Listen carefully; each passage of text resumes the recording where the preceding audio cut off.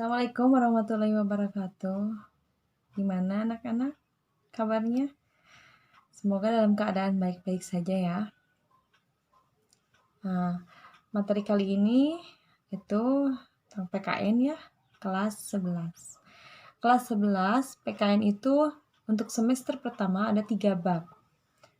Apa saja? Bab pertama adalah tentang HAM, hak asasi manusia dalam perspektif Pancasila. Yang kedua adalah bab kedua, dinamika demokrasi Pancasila. Yang ketiga, bab ketiga adalah sistem hukum dan peradilan di Indonesia. Bab pertama dulu ya. Bab pertama adalah konsep hak asasi dan kewajiban asasi manusia. Kita ke pengertiannya dulu. Apa itu HAM? Udah jelas ya, yaitu hak asasi manusia. Hak asasi manusia itu sejak lahir itu ada, bahkan di dalam masih ada di dalam kandungan juga itu udah ada HAM. HAM apa? Dimana seorang bayi yang ada di dalam kandungan memiliki hak untuk hidup, gitu ya. HAM ini selain itu dapat diartikan sebagai milik yang bersifat pokok yang melekat dari setiap insan sebagai anugerah yang telah diberikan oleh Tuhan, gitu ya. Ciri-ciri khususnya. Ciri-ciri khusus HAM yang pertama adalah tidak dapat dicabut oleh siapapun. Tidak dapat. Karena HAM yang namanya HAM, hak kita. Hak kita ya. Yang kedua, yang hak ini tidak dapat dibagi. Semua orang berhak untuk mendapatkan semua hak. Selama itu tidak bertentangan ya. Yang ketiga, hakiki. Yaitu HAM ini merupakan hak asasi semua manusia yang sudah ada pada saat manusia itu sejak lahir sejak dalam kandungan, tadi udah dibahas ya. Yang keempat, universal. Universal berlaku bagi semua orang tanpa kecuali, tanpa memandang status, suku, jenis kelamin, dan perbedaan lainnya. Selain itu, ada beberapa ahli juga yang mengemukakan tentang HAM. Yang pertama adalah John Locke. Menurut John Locke ini, HAM atau hak asasi adalah hak yang diberikan langsung oleh Tuhan sebagai sesuatu yang bersifat kodrati. Itu tentang HAM ya. Selain John Locke, ada Profesor Kunchoro Purbopranoto juga, di mana mengartikan bahwa HAM adalah suatu hak yang bersifat mendasar. Nah, masih banyak lagi, ada Miriam Budiarjo, C.D. Rover, Austin Ranai, dan yang lainnya. Silakan buka sendiri ya. Selanjutnya, sejarah perkembangan HAM. Sejarah perkembangan HAM sebenarnya diawali kalau di dunia itu yang pertama adalah di Yunani. Hak asasi manusia di Yunani, kita bahas di Yunani. Filosofi Yunani seperti Plato itu meletakkan dasar bagi perlindungan dan jaminannya diakui hak-hak asasi manusia. Yang kedua adalah hak asasi manusia di Inggris. Di Inggris sendiri, HAM itu sangat dihormati. Seperti ada dokumennya Magna Carta, ada Petition of Rights, ada Habeas Corpus Act, dan ada Bill of Rights. Nah, kalau ditulis ya.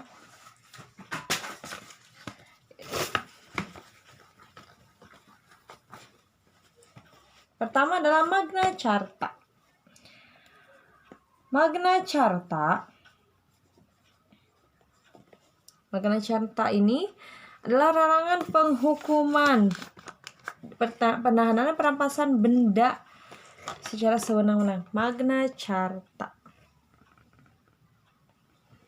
Ini kurang jelas ya. Magna Carta. Kedua adalah Petition of Rights. Petition of Rights ini berisi pertanyaan mengenai hak-hak rakyat. Ketiga adalah Habeas Corpus Act. Orang di mana yang ditahan harus dihadapkan pada hukum dalam waktu 3 hari dan diberitahu atas tuduhan apa ia ditahan. Jadi tidak langsung secara langsung ditahan hak. Ada juga Bill of Rights. Terus hak asasi di Amerika. Di Amerika sendiri ada yang terkenalnya itu HAM itu adalah disebutnya Declaration of Independence, di mana hak itu sangat dijunjung tinggi. Selain itu ada di Prancis, ada pelopor HAM juga, tokohnya adalah Lafayette, gitu ya. Yang ketiga sekarang, macam-macam HAM. Ada berapa sih macam-macam HAM? Macam-macam HAM itu ada 6. Yang pertama adalah hak asasi pribadi. Pribadi, apa itu hak asasi pribadi? Ya pribadi, kita sendiri. Hak kita, hak pribadi kita. Hak pribadi kita itu berhubungan dengan pribadi kita. Contohnya apa? Hak untuk bergerak. Kita bergerak kan, di sini bergerak. Selain itu apa? Hak untuk bepergian, hak untuk berpindah-pindah tempat, atau hak untuk mengeluarkan suatu pendapat. Itu boleh, itu hak asasi pribadi. Kedua adalah hak asasi politik. Apa saja hak asasi politik? Hak asasi politik contohnya adalah hak kita ikut di dalam pemilihan umum. Apa saja? Hak pemilihan umum presiden, gubernur. Ada yang masuk syarat itu, contohnya hak untuk pemilihan umum di mana seseorang sudah berusia 17 tahun. Atau sebelum 17 tahun sudah menikah. Itu syarat untuk mengikuti pemilihan umum. Termasuk hak asasi politik. Selain itu apa? Selain itu ya contohnya kita mencalonkan diri untuk menjadi misalkan kepala desa, itu contohnya. Ketiga, hak asasi hukum. Udah jelas ya, hak asasi hukum ya hak kita dalam hukum, berhubungan dengan hukum, pemerintahan. Contohnya apa adalah hak untuk menjadi pegawai negeri sipil atau di sini PNS. Itu hak kita ya. Walaupun masuknya itu dengan cara tes gitu. Selain itu apa? Hak mendapat perlakuan yang sama dalam hukum serta pemerintahan. Itu. Yang keempat adalah hak asasi ekonomi. Hak asasi ekonomi yaitu hak yang berhubungan dengan kegiatan ekonomi. Contohnya apa? Hak untuk menjual, hak untuk membeli. Kelima adalah hak asasi peradilan. Hak asasi peradilan adalah di mana diperlakukan yang sama terhadap tata cara pengadilan. Contohnya apa? Hak mendapatkan pembelaan hukum di depan pengadilan. Itu contohnya. Selanjutnya, yang keenam adalah hak asasi sosial dan budaya. Berarti berkaitan dengan sosial dan kebudayaan. Contohnya apa? Melestarikan, hak untuk melestarikan atau mengembangkan kebudayaan yang sesuai dengan bakat dan juga minat. Kalau di Sunda contohnya jaipong, hak untuk mendapat kita untuk mengembangkan bakat gitu. Dalam jaipong jangan sampai budaya kita itu hilang gitu. Selanjutnya hak mendapatkan pengajaran itu termasuk sosial dan budaya.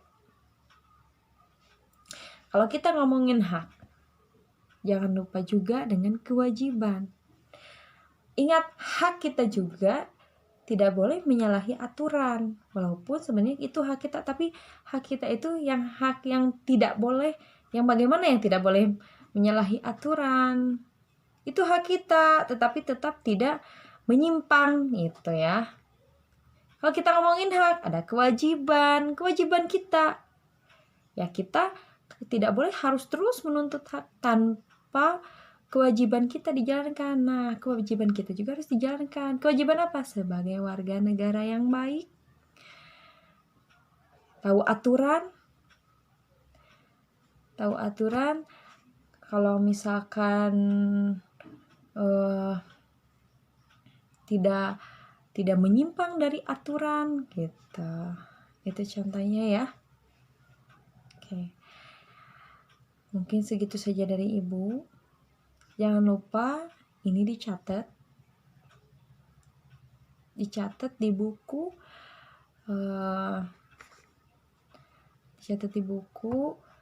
dan jangan sampai lupa ya.